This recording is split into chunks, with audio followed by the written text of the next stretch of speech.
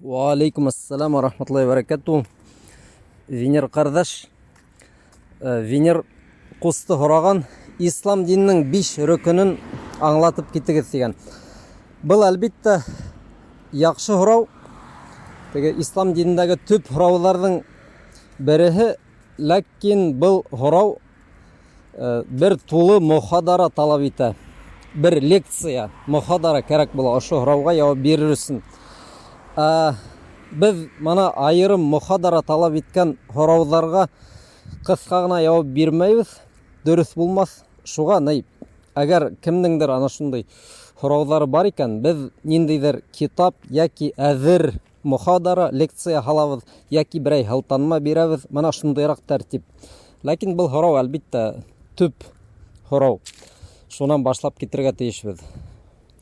Оға явап боларақ біз хатта китап әзірләгәйнек заманында дин дәрістері деп атала, иншалла әзір халырбыз. Кім оқымаған қардәштер алығыз, оқығыз, еңіл язылған, ол китапты аңлар үшін нендейдір тігі башқұрт тілінен бишке білген түплі білім керекмей, бұлай да аңлашылып тұра.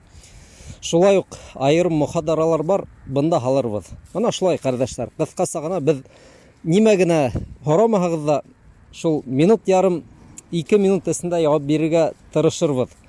Сүнки қазіргі заманда 15-20 минутты хатта кішілер тыңлап отырмай ол.